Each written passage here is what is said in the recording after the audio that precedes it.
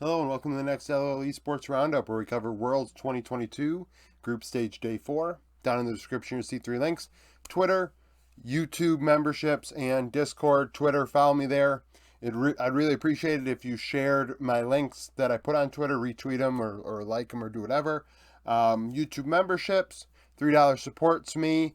You get a little badge in the comment section. I would appreciate that as well. $10, you get extra content. That includes extra League of Legends content, where I give my predictions on who might win at $10 a month, and as well as NFL, American football related content a couple times a week as the seasons go on. When the seasons aren't going on, if you guys want to cancel your membership for a little while, so be it. Lastly, Discord, self-explanatory. We have like 325 people in there, so if you'd like to join, that'd be awesome. We do some fun things in there. I would really appreciate it though if you guys shared my content. Last couple days, we've seen probably the first plateau in a while, which is fine. All it means is that I have to keep grinding, but it'd be cool if you guys shared my stuff. So if you like it, if you don't, well then don't. JDG and G2. So today we have our games, no sneak peek. JDG took care of business. G2 got the draft that they needed to if they wanted to win.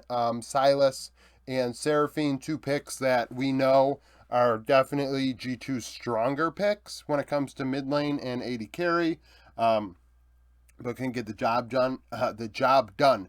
Hope 5-1-8, 33% of damage on Sivir, 3-6-9, 4-4, and 4 in top lane on Renekton.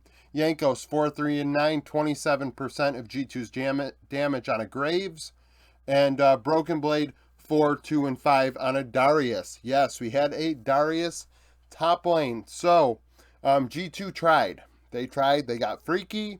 They had some comfort picks. Putting Yankos on a heavy damage dealer, your biggest source of AD damage, because Broken Blade struggled at times, was a bold strategy against Kanavi.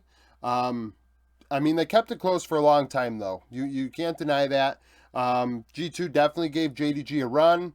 There was a point in the G2 jungle, G2 topside jungle, where there was a fight and G2 actually won it and were able to kind of crawl back into the game. This was in all 3 games for JDG so far, and I'll get into this more tomorrow with my video where I kind of, I'm going to do a contenders and pretenders video that's going to be hyperbolic and a little exaggerated, but because it's only 3 games in and best of ones, really. How can you really tell after 3 games? But I think everybody has their, exaggerated opinion, so why not put a video out of my own? But JDG have in all 3 games not soundly won in my opinion, so G2 gave him a run, but G2 fall. Top and Rogue end up upsetting Top Esports. Rogue are 3-0. That is crazy. I did not expect this. I don't think many people did.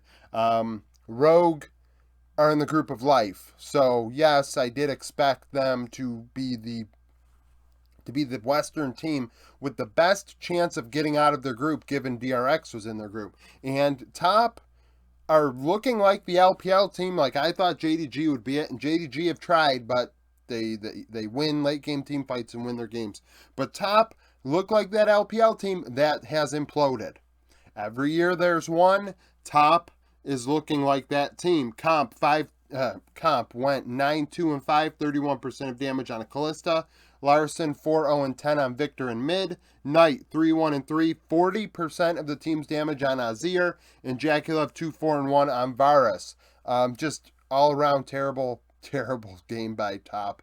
Wayward had a couple times where he died under, Odo solo killed him. And then another time Wayward got caught out and just ran it down lane and died under the enemy turret.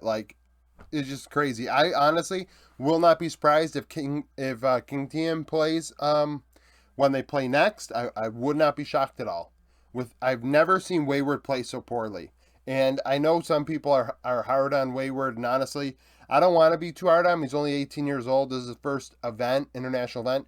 I think it's kind of crazy to write him off as a bad player or something when you're like, especially when people compare him to other players that have been around the, ooh, geez, almost tripped, been around the block and struggle, once in a while. And it's like, well, you're like 23 years old. You've been here before. What the hell's your problem? Wayward, things start going wrong and maybe he starts screwing up more. Maybe he gets tilted. Who knows? But top right now are not looking good. They are not looking good. And Rogue are. Rogue's team fighting was on point. Trimby played well. I think he was on Rakan in this one. Maokai for Odo Omne in top lane. Odo on the Maokai. He might have one of the better Maokais in this tournament, which is a thing, right? So that's real interesting. Rogue 3-0. Damwon and EG. Well, EG did not have it going for them. Nuguri 6-2-2 on a Jace, 31% of Damwon's damage. Showmaker 2-1-3 on Azir. He was in the side lane for most of the game, not really a big participant. Kaori 3-3-1, 31% of EG's damage on an Ezreal. Kind of an int pick. Inspired 4-2-2 on Hecarim. So, what was EG's plan? Well, let's go after Nuguri a lot. Impact was on Sej. And they actually put Nuguri in quite a hole in the early game. They ganked him twice, dove him twice. And we're looking good. But the bot lane just lost so hard against Damwon's bot lane that they could not recover. Kaori did not look that good. Kaori did not look good on the Ezreal. Vulcan, most of his Bard ultimates missed. Jojo in lane has been fine this tournament, but outside of lane, I mean, he's been struggling. And another young player that I'm not gonna, ride too hard here. We'll see how he does the second half of this tournament and see growth from MSI to Worlds. But as far as this is concerned, EG just looked awful. Damwon, obviously, Nuguri ended up getting back online eventually, winning some team fights and became a menace on the Jace. I know Zayas is probably, rooting. I know he was rooting for the Jace because he wants probably to play Jace. So to see it do well is probably something that put a smile on his face.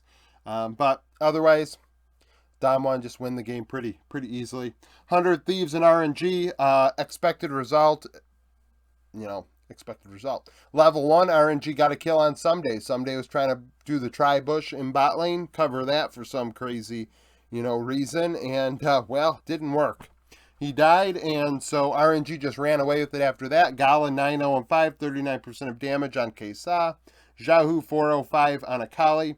FBI 1-3-2, 34% of 100 Thieves damage on Aphelios. And Closer 2-2-1 on Viego. Closer would go to top lane and get a kill, I think, on Breathe. He might have done it. No, he got a kill in top, and they got a kill in bot. So the kill score was close for a long time, but RNG just slowly started to extend their lead and didn't look back. Just 100 Thieves just don't have it. They just don't have it in this tournament. I say it every video. I go over 100 Thieves. It's just hard to watch them play. It really is. When you die level 1, it's like, well, crap, there goes the game, right? Like, there it goes. So, it's just really sucky. Gala playing well on the Kesa. Obviously, that's his premier pick. You can't ban everything. So, if you're giving up a pick, Kesa is probably the one to give up. So, that is what it is. Excuse me. Gen G and CFO. CFO actually played this pretty well given their draft. They picked Renekton, Syndra, Lee Sin, Callista draft, right? Yeah. No. Yeah, well, maybe it was Callista. I forget who the... Yes, it was. It was Callista Pike. I was looking at the champions on the board here. So, Doran, 5-2-10 with a team leading 24% of damage for Gen G on Sejuani, which is pretty damn weird. Chovy 7-0-11 on Inari. I feel like Ruler must have dealt more damage than Doran, and I misread what I was looking at. Mission 4-3-3, 34% of damage on a Syndra. Rest 3-3-2 on Renekton. So this early game comp out of CFO, they end up in a hole early and were able to drag this game out for like 40 minutes. It was really, really crazy because, I mean, I've been hard on Gen G throughout this tournament, and I'm going to be hard on them again today. I mean, I don't know why they couldn't end this game earlier. I understand that their draft wasn't the best one, but at the same time, I mean, you'd think that they would have been able to close this one out pretty handily. Doran being a heavy, contributor is nice to see because, some games he's not. Against RNG specifically, he wasn't. Peanut on the Hecarim had his moments where he shined. And, Chovy on the Ari. The thing is, it was funny because Mission is like Yaharung, but better, right? Very good laner, but outside of that, is kind of sus. Going into this tournament, actually, his KDA was like 1.9, but his farm is high internationally, right? And so he kept up with Chovy, got ahead of Chovy because Chovy would do a bot dive and they would go 2-0 on that, and that kind of just like snowballed Gen G into a lead in the laning phase. But Mission kept up with him, and not many can really do that, so that is a thing. But, CFO are definitely outmatched against Gen G. Lastly, we have GAM and DRX. This game ended level 1. GAM tried to do a invade on the red of DRX, and DRX would punish them and get 3 kills. So it was 3-0 before laning phase began. Needless to say, DRX would just run them right over. Zeka 10-1-2 on a Silas. Pioshik 1-1-10 on a Kindred. Katie 3-2-3 on a Talia mid, and Kiea 2-4-2 on a Jax. It was just over at lane. It was over level 1. Kindred got a stack level 1, a mark level 1 or whatever, and just ran him right over. And it was unfortunate because, we were looking at GAM and hoping that GAM could be, better than Saigon Buffalo. Like, this team is so hyped. It reminds me a lot of how we felt about Chief at play-ins, coming into it. It's like, well, Chief, look at how well they did domestically. They're going to show up big at this event, and they laid an egg. And GAM has been laying an egg, pretty much. Their team fighting is pretty good. They were able to actually make this a game at some points, but really, the bot lane was completely outmatched by Deft and Barrel. Those players were not involved in the level 1, and DRX just completely gapped them.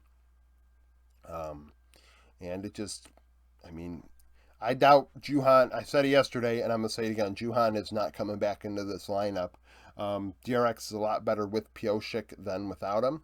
And right now, it's setting up that maybe DRX and Rogue could get out of this group, and that'd be pretty damn wild. So, like I said, tomorrow my video is going to be a contenders or pretenders video where I, exaggerate, 3 games of play and try and make something of it like most people do. Wednesday, the video will be a preview of what's to come on Thursday because that's the roundup, right? So that'll be that video that day. But nevertheless, thank you for watching. Please subscribe to the channel if you would like to. Like the video if you liked it. Join the Discord. Follow me on Twitter. Become a YouTube member. And once again, thank you for watching.